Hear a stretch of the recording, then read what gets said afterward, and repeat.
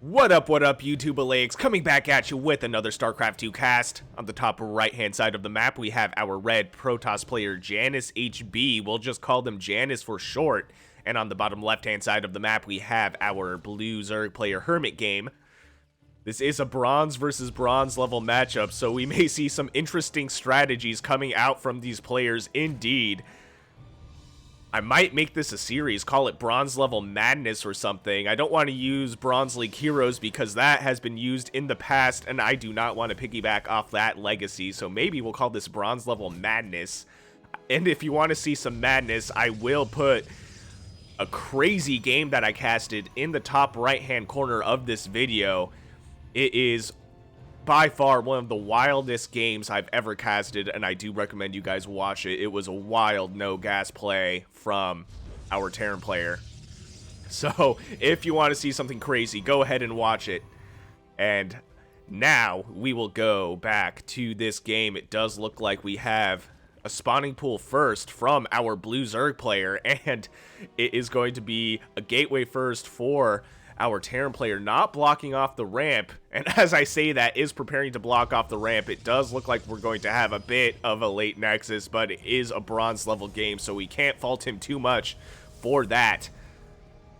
Gas is up for the Protoss player, not quite mining yet, is saturating the main base though, so I do not necessarily disagree with it. We do have a double extractor coming from HermitGame. This is interesting. We have a double hatchery being thrown down. It looks like a macro hatchery. I really don't think it would matter too much if HermitGame decided to throw down that hatchery in the natural. It is relatively close by, and it would not necessarily harm the macro playstyle of the Zerg player. In fact, it might help the Zerg player because that hatchery would be used as additional income and would still be able to macro just the same. So this is a very interesting strategy, but as I said, Bronze League Madness, man. We are going to see some unusual strategies, and we love to see it.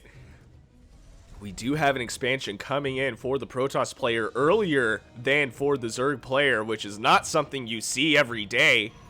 This is going to be very, very interesting. We do not have Warp Gate being researched just yet for the Protoss player here. HermitGame doing a great job scouting, using this Overlord early on. Will not get sniped anytime soon. We have a Zealot coming out from this gateway here. Warp Gate is now being researched.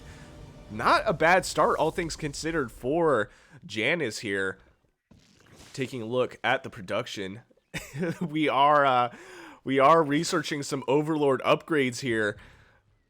We're not getting any sort of army supply just yet, which is interesting that we have the macro hatchery here. It looks very cool, but I don't think it's necessarily useful.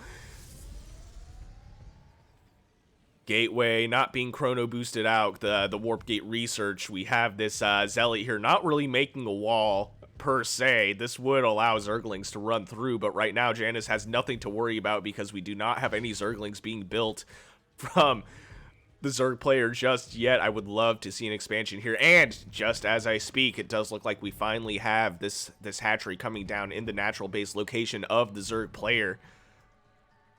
Throwing down some extractors as well in preparation right here.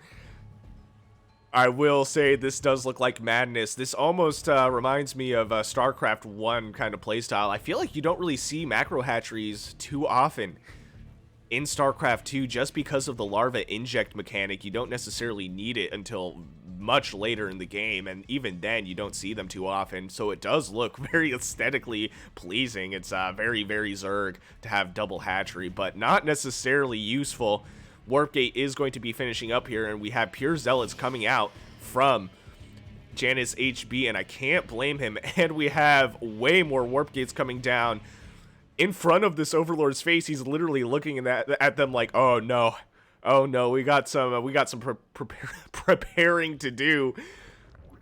Finally, some Zerglings running to the other side of the map. Oh no, this is going to be very, very rough for Jannis, but it does look like we have the shield battery, and I think this may be a wall. I don't know if Zerglings could fit through this. It almost looks like they could. We're going to find out in a second here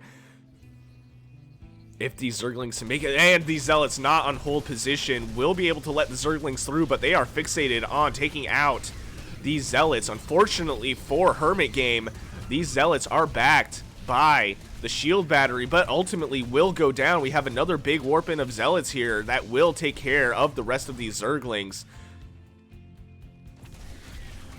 The engagement not so great for HermitGame, but would have had the opportunity to start running into the mineral lines and doing some serious damage to our Protoss player. These warp gates are backed by the one pylon. If the Zerglings surrounded this and destroyed it, all 4 of these warp gates would be depowered, and I think that would ultimately win Zerg the game here. We have HermitGame throwing down some spine crawlers, just trying to protect the natural here. Doesn't really need to just yet, but we do have a lot of Zealots, and you know what? I can't fault Jannis for that. Stalkers, I think, are one of my least favorite units in the game. I feel like they just melt so fast compared to other Protoss units. I mean, they're great once they have blink, but before that, they're necessary sometimes. But man, if I can avoid building Stalkers, I do. I prefer Charge Zealots and Archons, honestly, but obviously Archons, very tech-heavy unit and not a cheap unit, so unfortunately for Protoss, they do need the Stalkers to shoot up right now. Not something that Jannis has to worry about because we just have Zerglings coming out from HermitGame right here. The macro hatchery, I'm not sure being used to its full potential here. I would like to see more workers. Right now, we do have a relatively even worker supply. Usually, you see Zerg up in workers, maybe 10 or more workers at this point in the game. We're already almost 7 minutes into the game. There's been no harassment from the Protoss side of things. It looks like we have a photon cannon being thrown down, 2 photon cannons being thrown down at the natural location of the Protoss player. Not the worst thing in the world. This cannon in a very, very good position right here to protect the right side of the natural base, but right now these Zerglings would be able to run around these cannons. They're only really focusing on the right side of the natural here. The Zerglings would be able to run through the left side of the ramp here and do some serious damage to the mineral lines of the Protoss player, but right now we have an absolute unit of Zealots coming in to throw down the hurt on the Zerg side of the base. This is a lot of Zerglings, but I don't know if they can handle this many Zealots. If we had Banelings, sure, yeah, they would be able to take out a lot of these Zealots or at least soften them up. These spine crawlers may do a lot of damage, though. These Zealots forming a very good wall position here, though, on the ramp of the natural. This will prevent the Zerglings from getting a good surround on them, and now we have charge finishing up for these Zealots, which will make them a lot stronger. They will be able to close the position on a lot of the DPS of the Zerg player, and I think this might be it. There's just not enough macro coming out from HermitGame, despite the fact he has the macro hatchery. This natural base will go down. Most of these Zealots do survive, and we have another crew of Zealots coming in from the other side of the map towards the Zerg base here. They will have free reign on this natural base here. We do have the Hydralisk Den, but unfortunately no units in production for the Zerg player. These Zealots just going ham on the Zerg base.